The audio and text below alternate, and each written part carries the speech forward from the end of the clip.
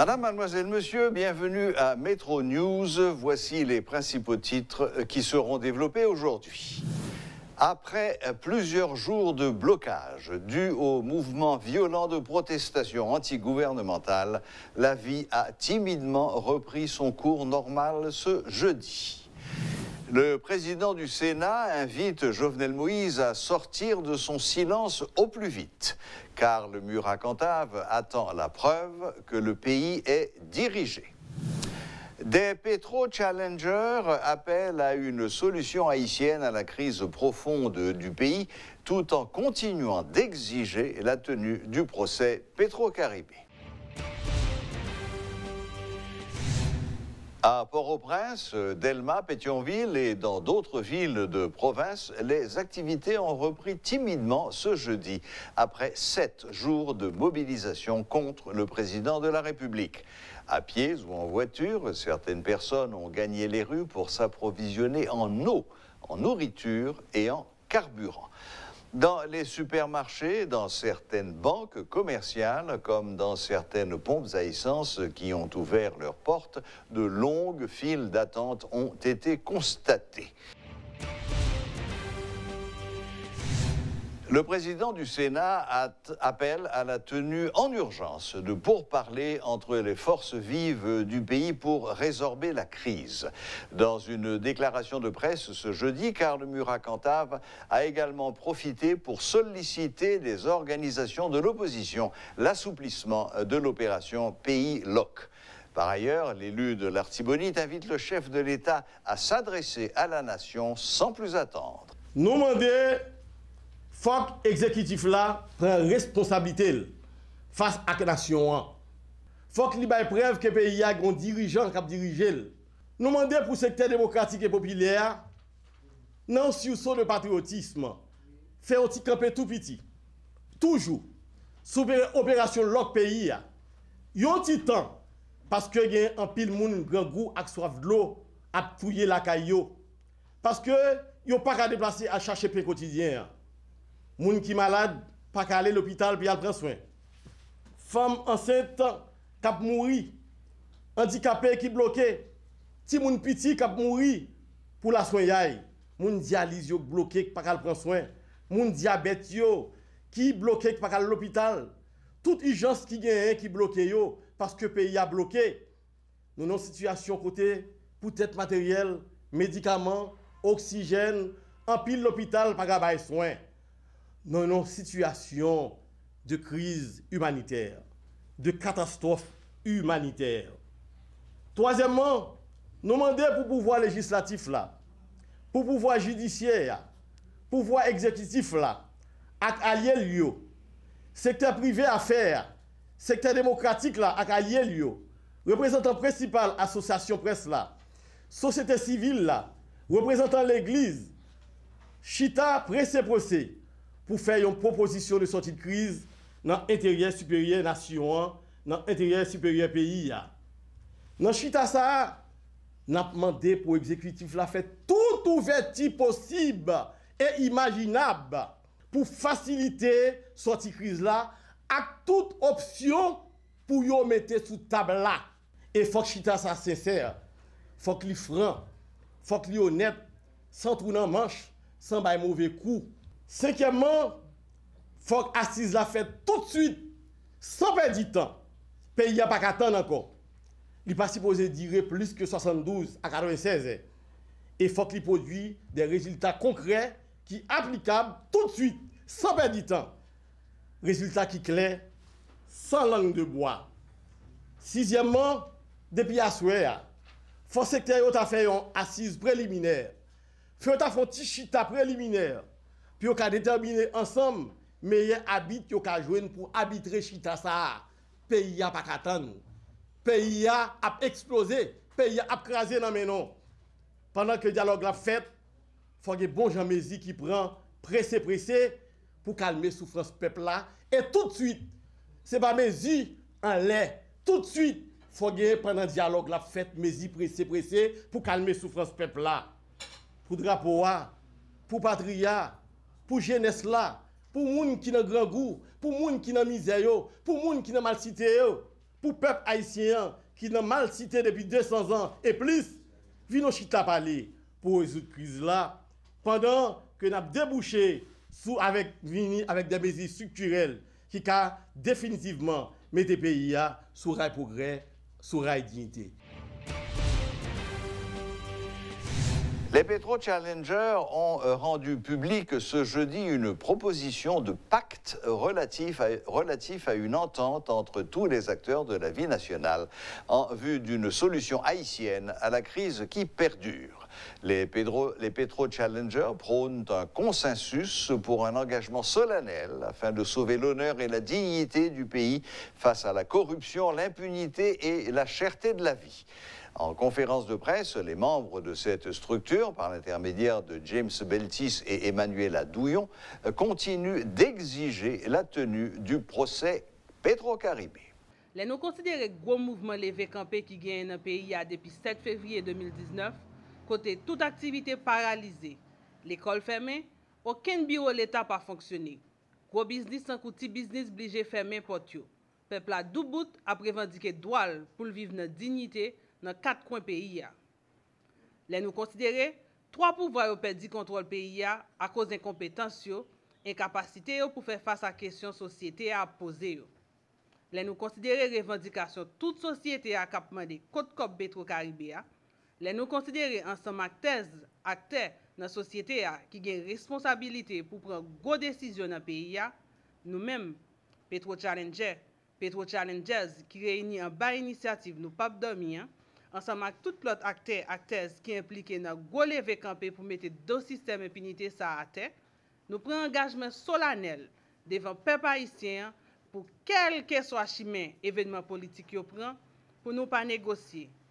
Pour ces Petro-Caribé, c'est le premier chantier. Solution situation malouk n'a vivre là doit sortir dans mi-temps haïtienne pour haïtiens et haïtiennes. Pour acteurs refuser de prendre route laisser frapper avec zam fan fois pour jouer une solution à la situation malouk nous trouver nous journée jeudi.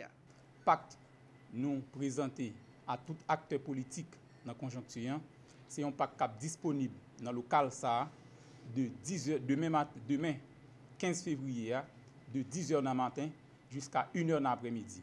Tout acteur qui est dans la société civile là, qui est dans le secteur économique là, qui est dans le secteur politique là, qui est des élus qui sont dans le Parlement, qui sont des regroupements politiques qui sont dans la Chambre des députés, quel que soit le citoyen, ils sont capables de passer pour signer, pour poser signature, pour reconnaître que la bataille qu'a faite dans le pays, c'est une bataille contre la corruption avec impunité, avec mauvaise la vie, et que quel que soit le chantier qui pourra entreprendre, la transition pour venir là, bataille pour gagner un procès Petro-Caribé, le premier bagarre là, et deuxième c'est que solution haïtienne, troisième c'est que il pas doit utiliser force armes fois pour nous jouer une solution.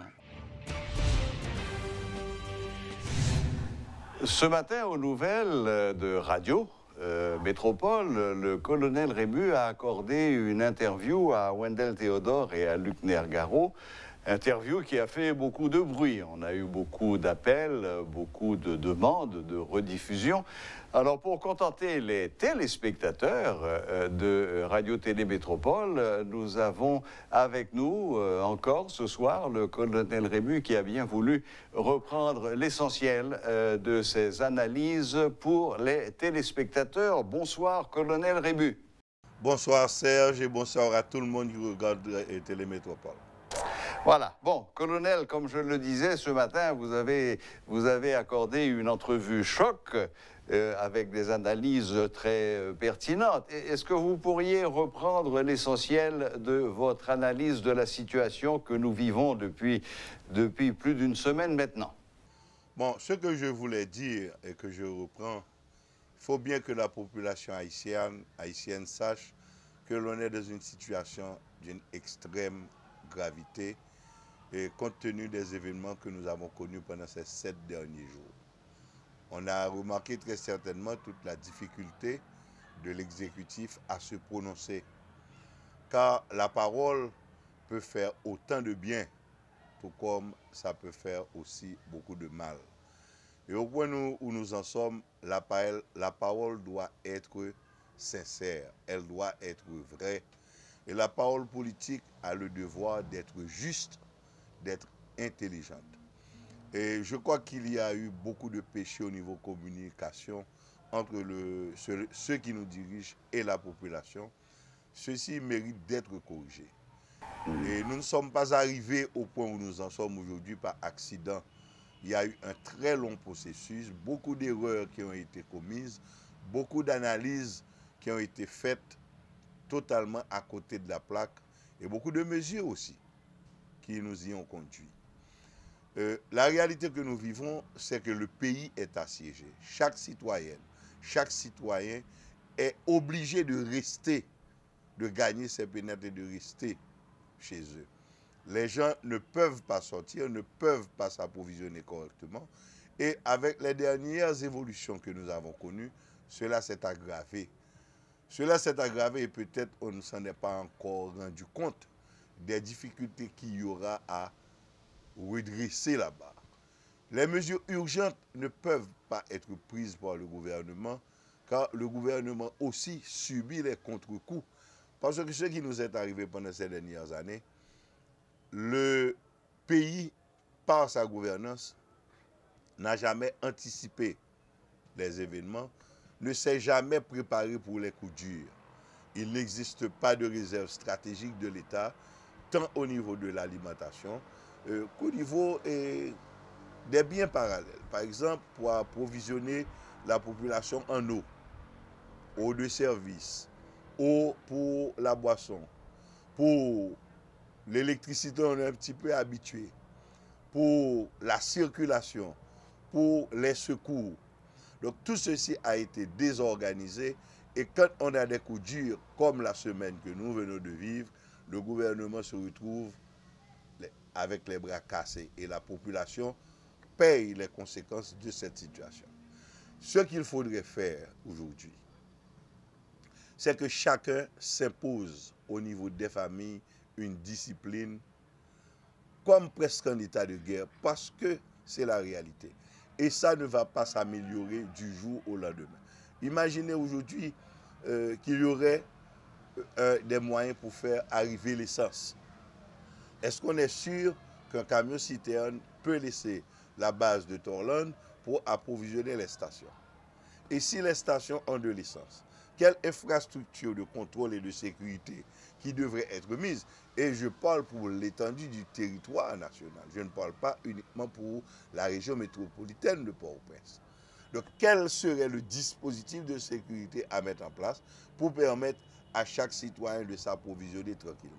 C'est le même problème pour le gaz propane, c'est le même problème pour l'eau, c'est le même problème au niveau de l'alimentation. Il y a à chaque moment de calme une forme d'invasion des supermarchés et leur stock s'amenuise. Ont-ils les moyens de renouveler leur stock? Ça, c'est pour la situation de danger immédiat, la situation de siège que nous vivons. Donc, de chaque famille, il faut qu'on ait conscience de la situation, qu'une certaine discipline soit imposée et que le rationnement soit la norme. Maintenant, au niveau de la solution politique, tout qui doit se régler au niveau d'une famille, d'une société, doit passer par les échanges, la recherche de la compréhension de l'un et de l'autre. Il y a eu une rupture de cette possibilité de communication entre ceux-là qui disent représenter l'opposition et le pouvoir, le gouvernement. Est-ce qu'on peut aujourd'hui rétablir la confiance?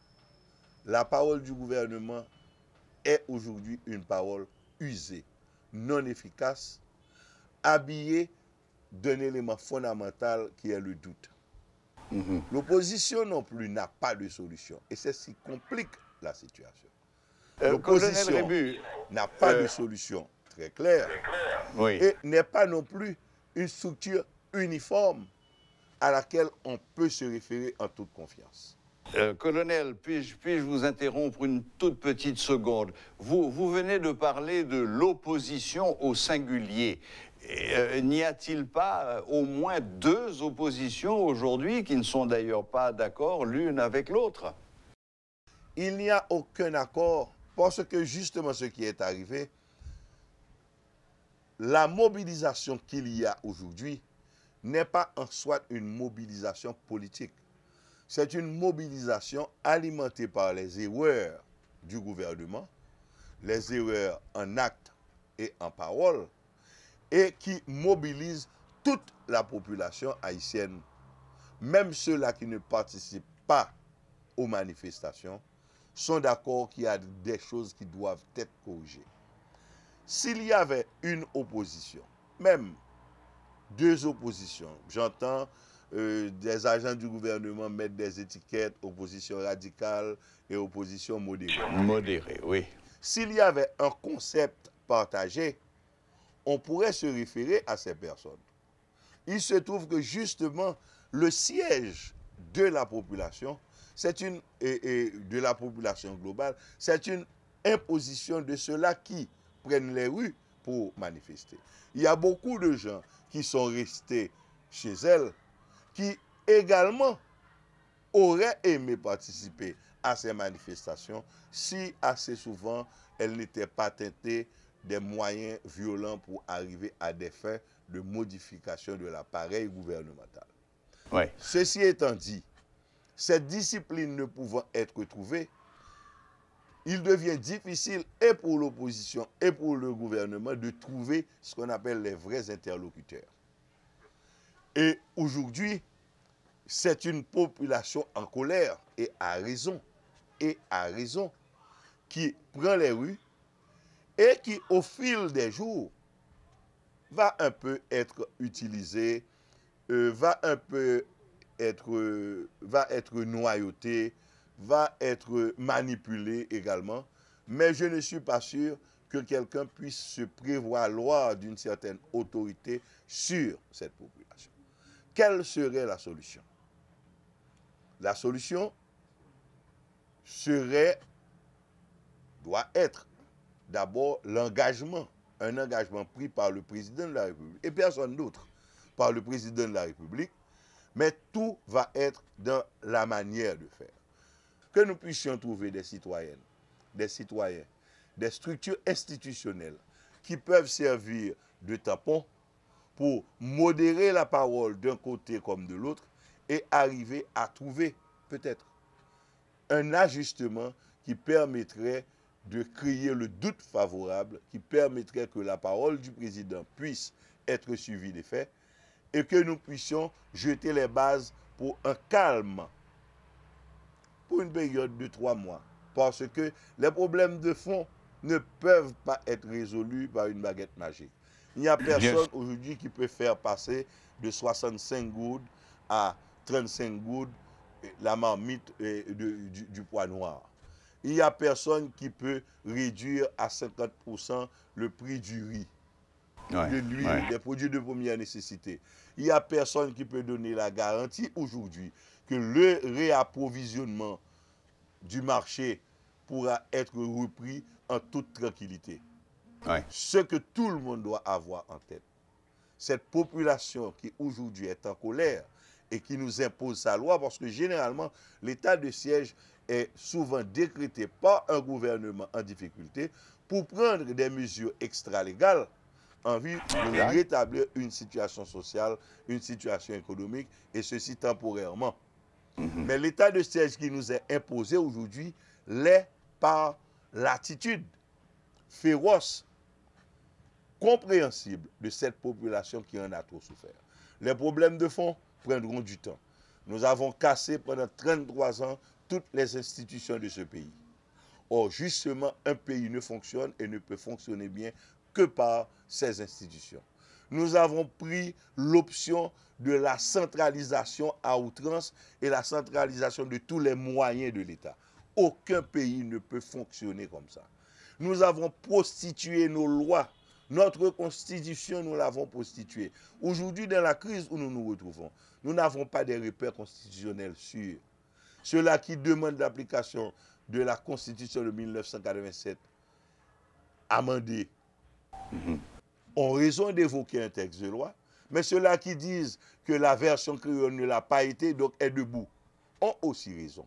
Donc nous avons collectivement, par notre silence ou par nos mauvaises actions, projeté le pays dans un cycle infernal.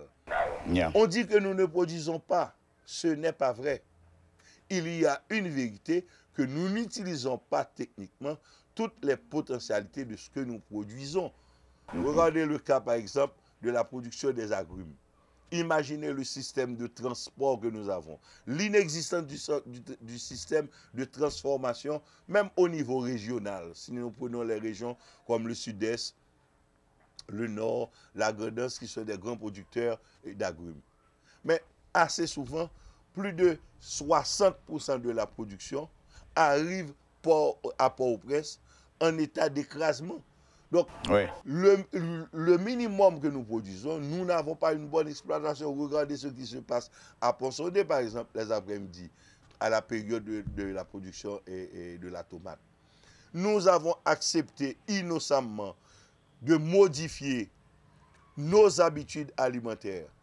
Mais il n'y a aucune campagne à la télévision, à la radio, pour rééquilibrer cette situation en amenant les informations sur l'alimentation à la population. Donc, nous avons un cahier de charge extrêmement lourd pour adresser les questions de fond, et ceci ne peut être fait que par ceux-là qui détiennent, qui sont détenteurs de la science et du savoir. Nous avons priorisé l'ignorance. Regardez le profil de certains de nos parlementaires. Regardez même ceux-là qui arrivent à être ministres en Haïti. Donc, nous avons des problèmes de fond qui doivent être résolus, et nous avons cassé la famille, nous avons cassé la première institution fondamentale pour un pays qu'est la famille. Nous avons rejeté les valeurs morales. Donc, une société ne peut pas fonctionner sans ses repères. Les reconstruire va prendre du temps. Mais il faut que par l'intervention du président de la République, par l'attitude et les gestes de l'opposition, qui a aussi une responsabilité, ce que l'on appelle l'opposition, il faut que de toute façon, nous arrivions à trouver un terrain pour nous parler et pour prendre des mesures qui vont être profitables à la population. Dans un premier temps, pour modérer, tempérer la situation présente, et après, pour aller vers les dossiers essentiels. Colonel Rébu, j'aimerais rapidement revenir sur ce qui s'est passé hier.